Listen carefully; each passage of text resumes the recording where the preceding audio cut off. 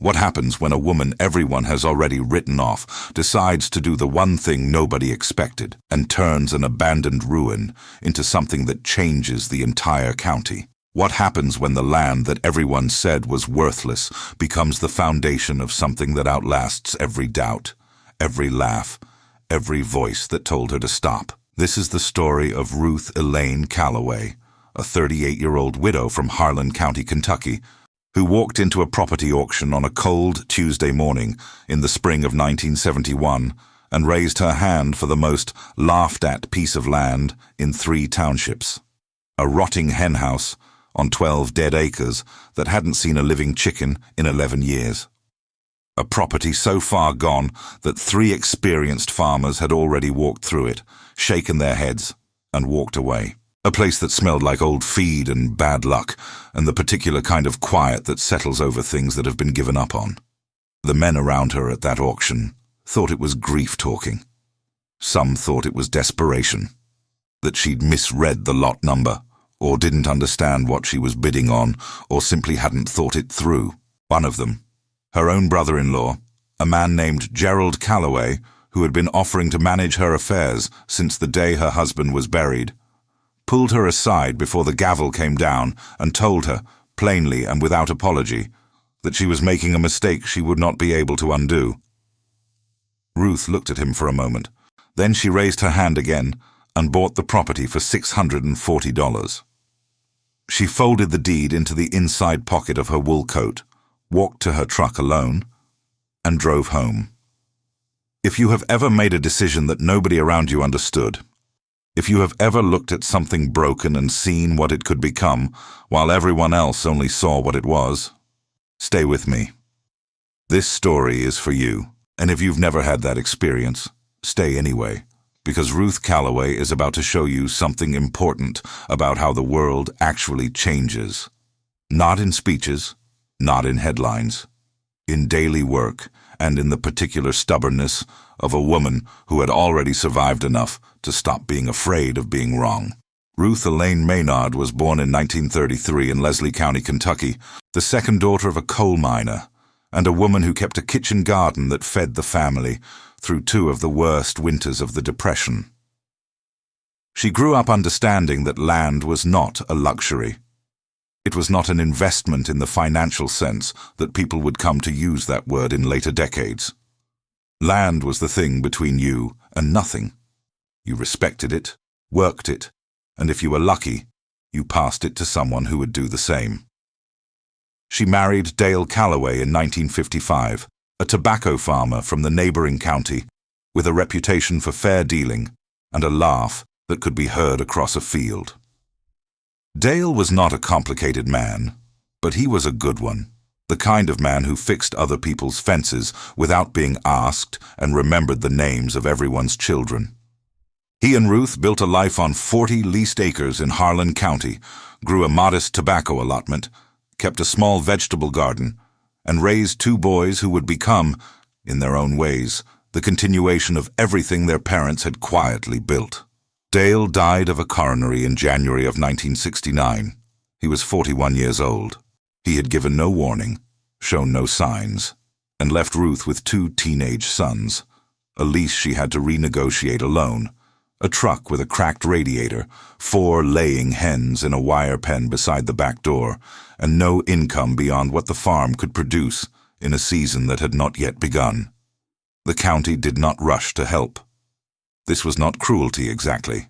It was the ordinary indifference of a community that had its own problems and had not yet developed the language for what a woman in Ruth's position actually needed. What she got instead was casseroles and advice. The advice was universal. Sell the lease, move to town, find work at the school or the hospital, let Gerald handle things. Gerald Calloway was Dale's older brother. He was not an unkind man in the way that some men are unkind. He did not enjoy causing pain. But he had a particular confidence in his own judgment that made him useful at card games and troublesome in almost every other situation. He believed, with the unshakable certainty of a man who had never been seriously wrong in front of witnesses, that Ruth was not equipped to manage the farm alone. He offered to buy the lease from her at a price that was, in Ruth's words when she recounted the story years later, an insult dressed up as charity. She declined. Gerald told people at church she was being prideful. The women of the congregation nodded sympathetically. The men moved on to other topics. Ruth spent the next 2 years running the lease on her own terms. She grew the tobacco allotment. She took in sewing during the winter months. She sold eggs from those 4 hens and eventually expanded the wire pen when she saw the demand. She kept a ledger, meticulous, detailed, and she read. Not just the farm publications that came to the mailbox, but anything she could get her hands on that described how money moved through the agricultural economy. She requested reports from the county extension office. She drove to the public library in Harlan on Saturdays and read through trade publications she would not have otherwise had access to. Most people, looking at Ruth Calloway in those 2 years, saw a widow managing, keeping her head above water, surviving, which was respectable, but not remarkable. They were looking at the surface. Underneath it, Ruth was building an education. She was mapping the terrain, and she was waiting for a specific piece of land to become available. She had driven past the old Prewitt property dozens of times on the county road. Everyone in Harlan County knew the story. Clem Prewitt had run one of the largest laying operations in the region through the 1950s, nearly 4,000 hens at peak production, a well-organized operation that supplied eggs to half a dozen grocery accounts across 3 counties. Then, in the winter of 1960, a disease moved through the flock with the speed and finality of a fire. Within 3 weeks, the hens were gone. Every last one. Clem was 67 years old when it happened. He had the land and the structures, but no longer the heart for starting over. He boarded up the hen houses, sold what equipment he could, and spent the last decade of his life doing as little as possible, which is sometimes what grief looks like from the outside. When he died in 1970, the property went to his estate and then to auction. 3 farmers walked through it.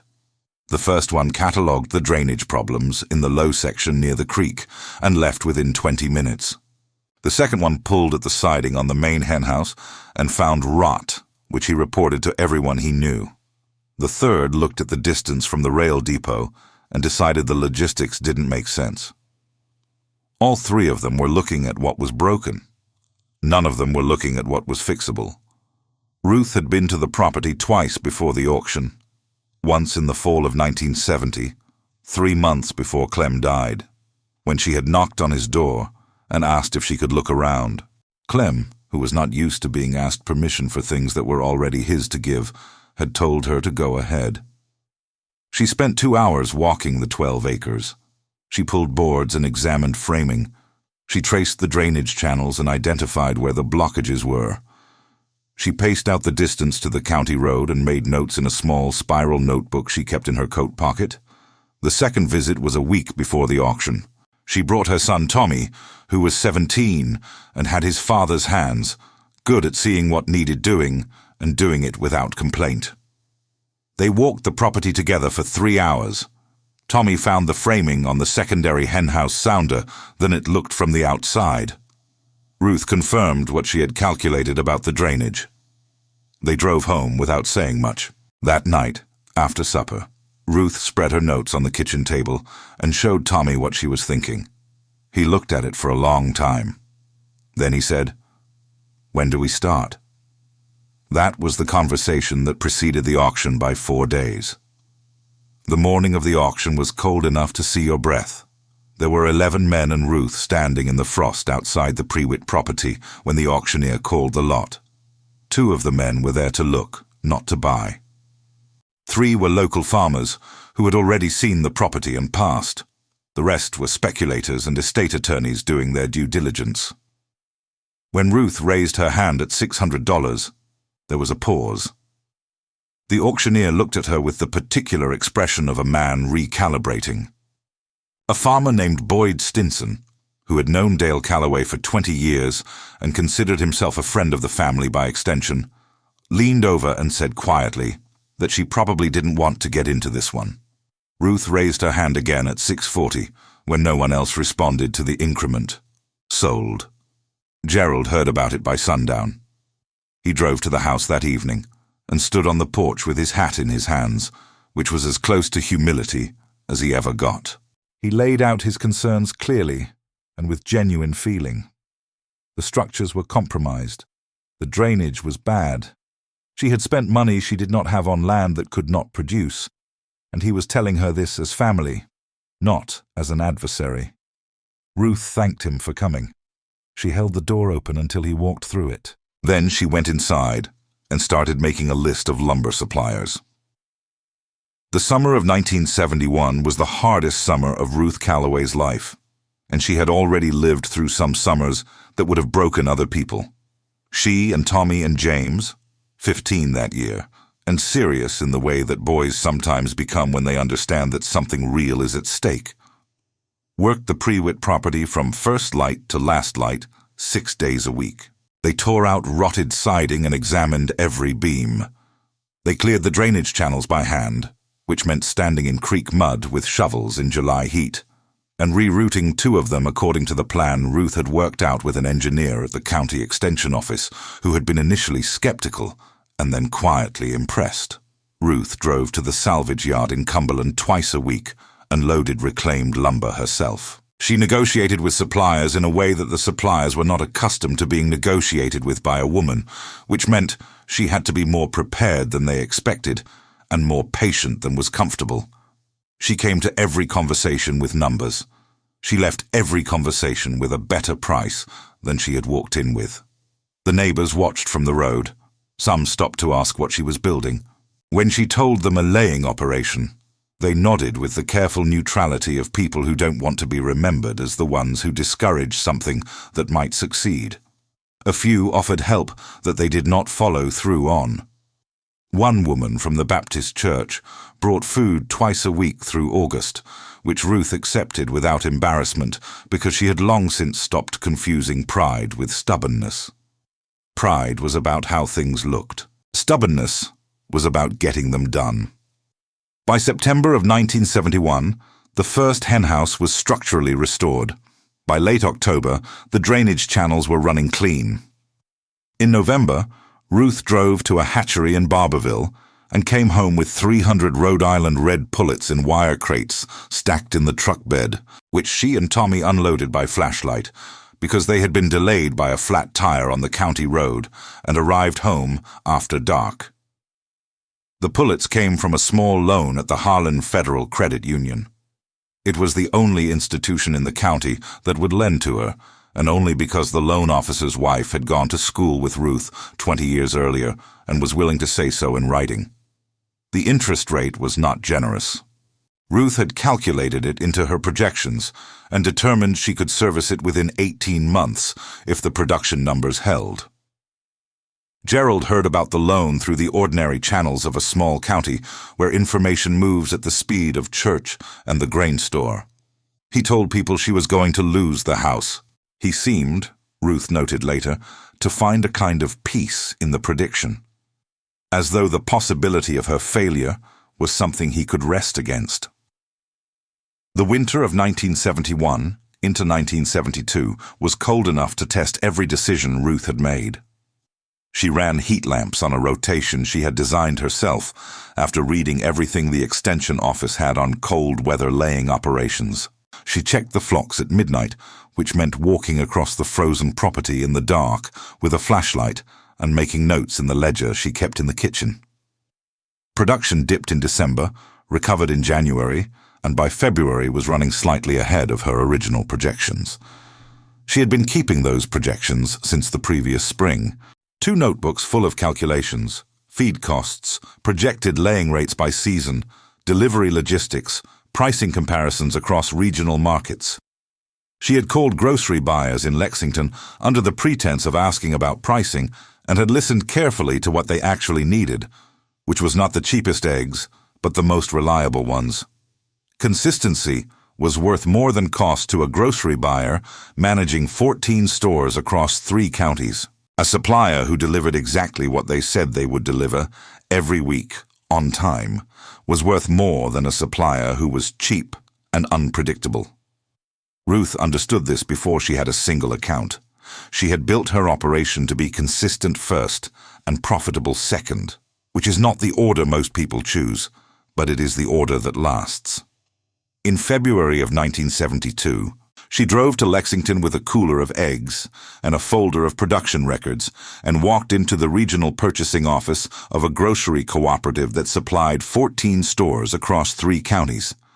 She had called ahead and secured a 15-minute appointment with the purchasing manager, a man named Harlan County, who had been buying agricultural products for the cooperative for 11 years and had seen every variety of small supplier walk through his door. He looked at her numbers for a long time. He cracked one of the eggs into a glass, a thing he did with every new supplier, he explained, because you could tell more from a cracked egg than from any piece of paper. He looked at the yolk color and the albumin clarity and the way it held its shape. Then he looked at Ruth. "These are consistent numbers for a first-season operation," he said. "They'll be better by summer," she said. "I'm adding 200 birds in March, and I've got a second house I can bring online by fall if the contract supports it." He studied her for a moment in the way that experienced buyers study suppliers they are considering, looking not just at the product, but at the person behind it, trying to assess whether the reliability on paper would hold in the field. Then he offered her a trial contract. 40 dozen eggs per week, delivered to the Harlan depot by Thursday morning, for 60 days. Quality standards were specific and non-negotiable. If she met them consistently, he'd put her on the regular supplier list with a 12-month rolling contract. Ruth shook his hand. She drove back to Harlan, stopped at the grocery in town to pick up flour and coffee, and went home and made supper. She did not tell anyone about the contract that night. There were still 60 days of proving to do before it meant anything, and Ruth had a deep suspicion of celebrating before the work was done. She told Tommy and James the next morning over breakfast. Tommy put down his fork and looked at the table for a moment. Then he looked up and said, "We're going to need more feed storage." Ruth nodded. She had already measured the secondary outbuilding. "Now, right here, in this part of the story, I want to stop and ask you something. Stories like Ruth's don't get told very often. The women who built things quietly, without press coverage or speeches, who changed the economy of a county one Thursday delivery at a time, we don't hear enough about them. So I want to know, where are you listening from today? Drop it in the comments, whether you're on a farm in rural Kentucky or in an apartment in a city Ruth never visited. I want to know who's in this with me. And then come right back, because what happens next is where this story really turns. The 60-day trial became a 12-month contract. The 12-month contract became a standing relationship that Ruth would maintain with that cooperative for the next 11 years. By the end of 1972, Calloway Eggs was delivering to 7 stores. By mid-1973, it was 22 stores across 4 counties. Ruth brought the second henhouse online in the fall of 1972, as she had told Harlan County she would. She added the third in the spring of 1973, which required hiring a part-time hand for the first time. A quiet man named Raymond Fields, who had worked poultry operations in the next county and came recommended by the extension office. Raymond was reliable and did not require managing, which was the quality Ruth valued most in an employee because she had enough to manage already. The loan from the credit union was paid off in January of 1973, 14 months ahead of schedule. Ruth drove to the credit union herself to make the final payment. The loan officer handed her the paid-in-full notice and shook her hand. She thanked him and thanked him to pass along her appreciation to his wife.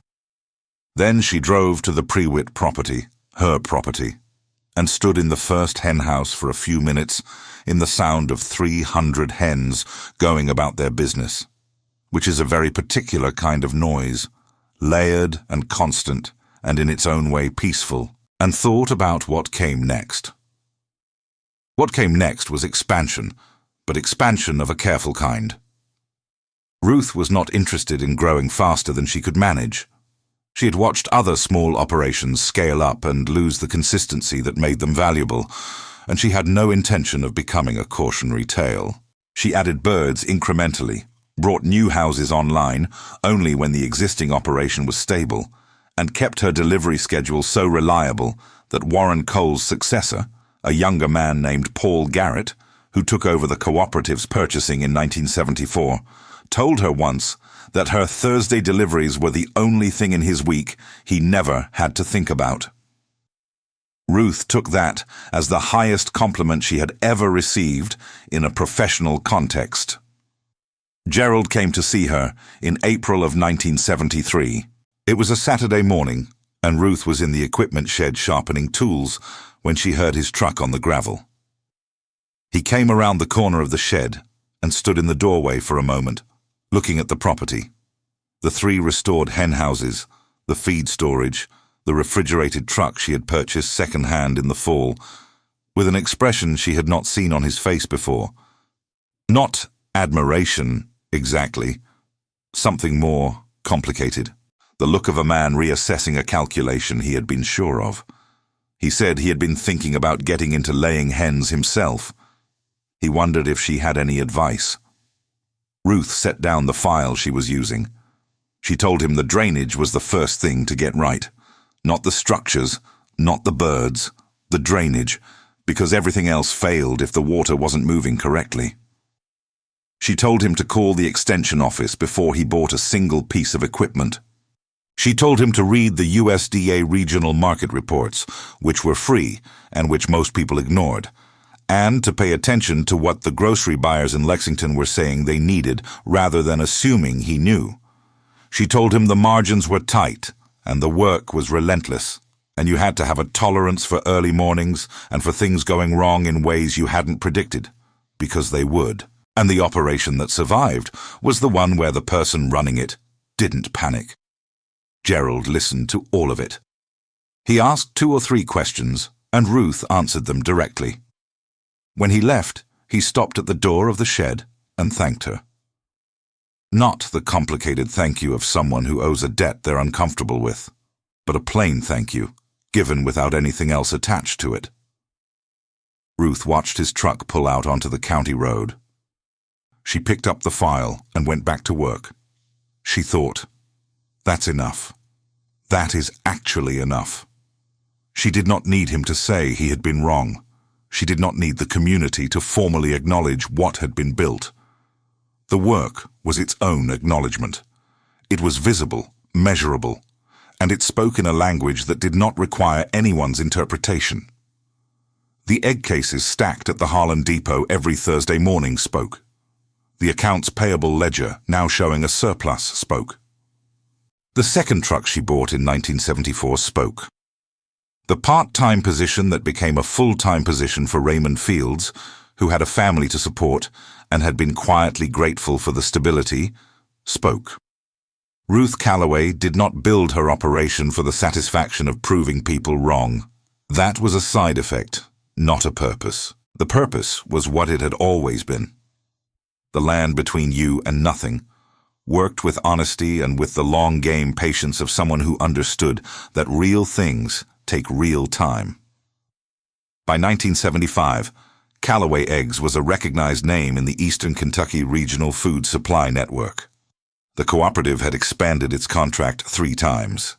Ruth had hired a second full-time employee, a woman named Darlene Combs, who managed the daily production records with a precision that impressed even Ruth, who had high standards for precision.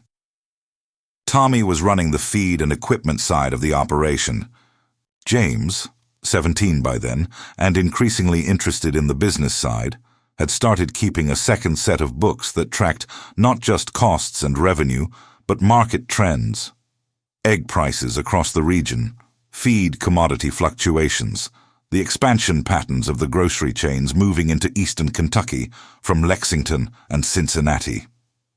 James brought those books to the kitchen table on Sunday evenings, and Ruth went through them with him the way her father had once gone through the weeks, accounts with her mother. Not as a lesson, but as a conversation between two people who were both trying to understand the same thing.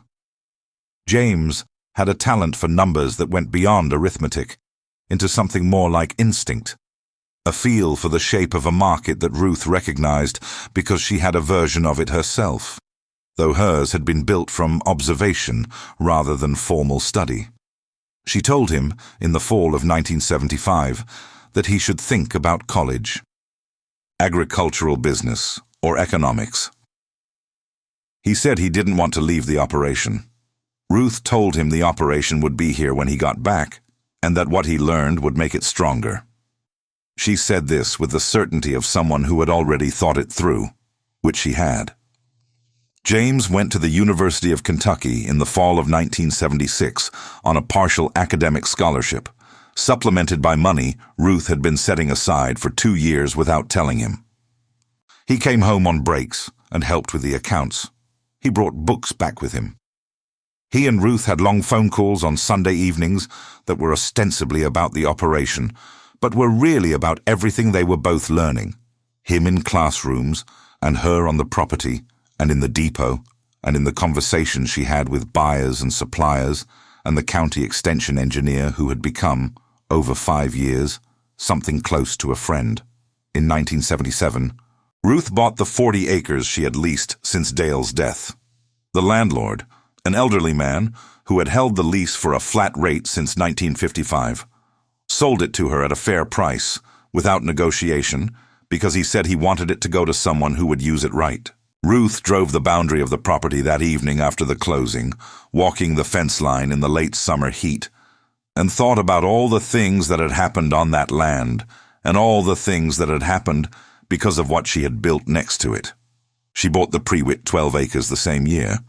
They had technically been hers since 1971, but the mortgage she had taken against them for the initial expansion was paid off that spring, and the title was now clear and unencumbered. 52 acres, owned outright, with 3 operating henhouses, a working delivery route, and 2 sons who knew what every inch of it had cost. By 1978, Calloway Eggs supplied 47 stores across eastern Kentucky and southwestern Virginia. Ruth had added a small parcel adjacent to the Harlan Rail Depot, purchased after 2 years of watching it sit unused and a careful conversation with the property's owner, who was the nephew of a man Ruth had known since childhood. The parcel gave her a dedicated loading dock, which cut her Thursday delivery preparation time by 40 minutes and reduced product handling between the farm and the depot by 1 transfer. 40 minutes and 1 transfer. Invisible improvements, the kind that compound invisibly over years into margins that keep an operation viable when others fail. Tommy was 30 by then, running the day-to-day operation with a steadiness that reminded Ruth of his father in the best ways. He had married a woman named Carol, who had grown up on a farm herself and understood what the life required without needing it explained. They had a daughter, born in 1976, who spent her first years in a playpen in the corner of the farm office, while her mother helped with the accounts and her father walked the property at dawn. Ruth was 51. She still drove the Thursday delivery route herself, which surprised people who assumed she would have handed it off by now. She said it kept her honest, kept her in direct contact with the depot workers who handled her product, the grocery managers who stocked it, the occasional customer she encountered in the store who picked up a carton of Calloway eggs and turned it over to read the label. She wanted to know what that looked like from the outside. She wanted to see her operation the way someone else saw it, without the accumulated familiarity of having built every part of it herself. This was not sentimentality. It was the same instinct that had made her read trade publications in the public library in 1969.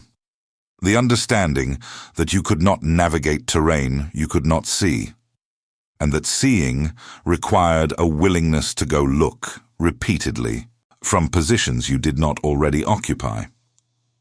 The county newspaper ran a feature on Calloway eggs in the spring of 1978. The reporter was a young woman who had grown up in Harlan County and come back after college to work at the paper. She had heard Ruth's name from 3 different people in a single week and had driven out to the farm on a Tuesday morning to ask if she could write something. Ruth said she could, provided it focused on the operation rather than on her personally, which the reporter agreed to, and then did not entirely stick to, because the operation and the person behind it were not separable in any way that made journalistic sense. The story ran on the front page of the county section.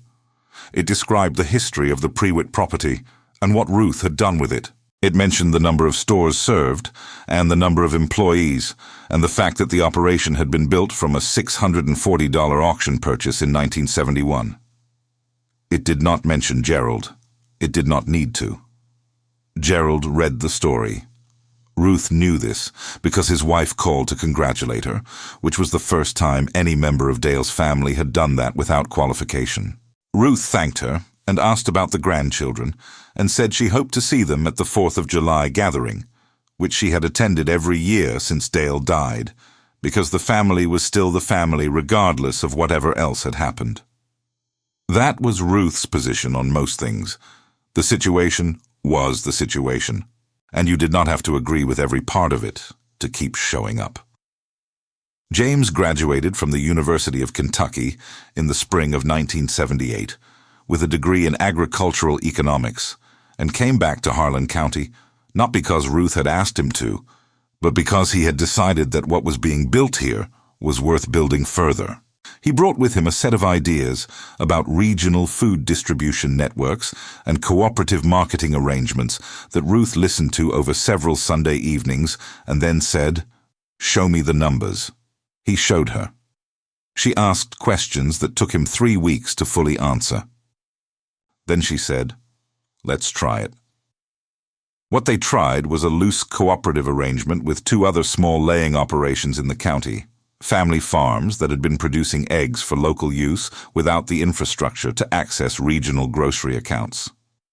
Ruth and James helped them meet the quality and consistency standards required by the cooperative buyers, negotiated a shared delivery arrangement that reduced per-unit transportation costs for all 3 operations, and brought 2 new farms into the regional supply network that had previously been selling at farm gate prices.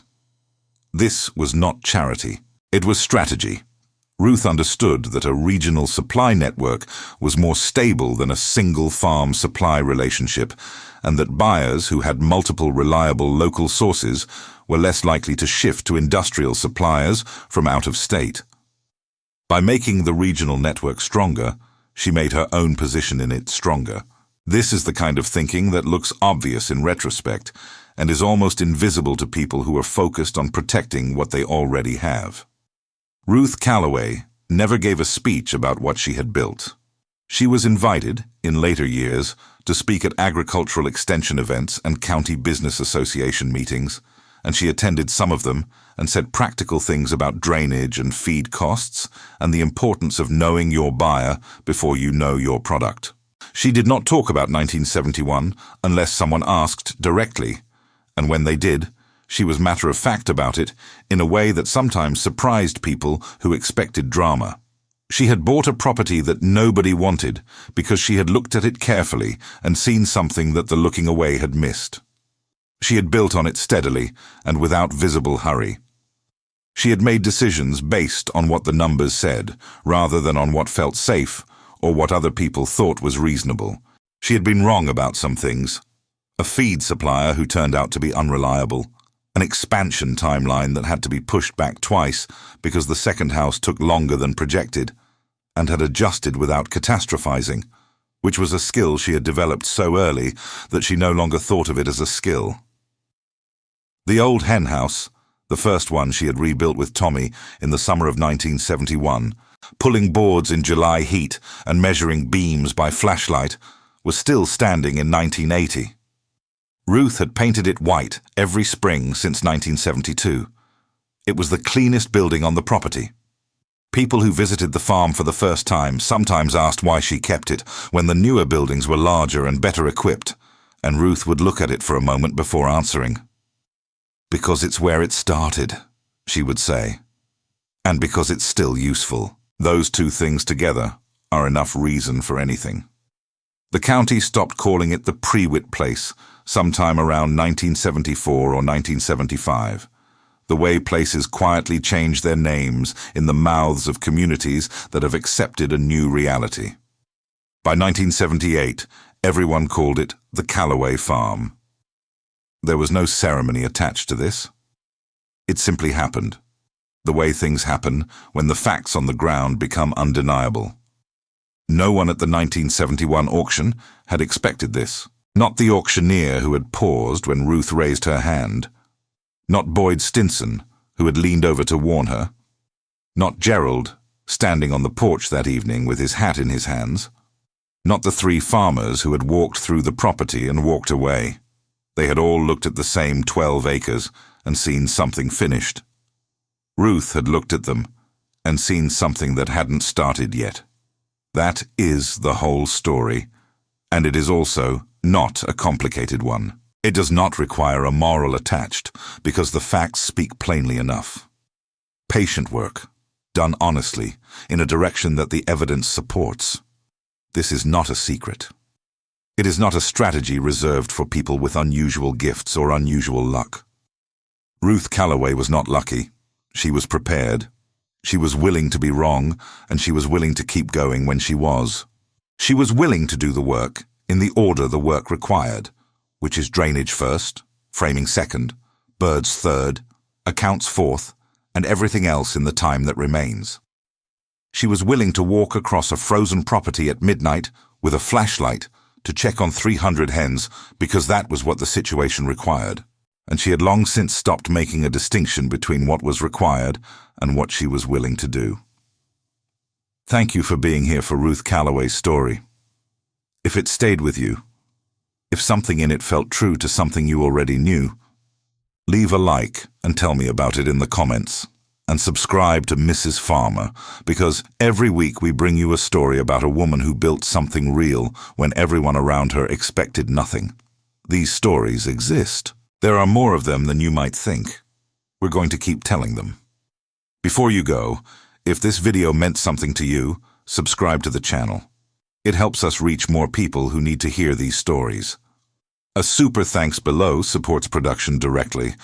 And leave a comment. Tell me where you're watching from. Tell me what Ruth's story brought up for you. I read them. I'll see you in the next one.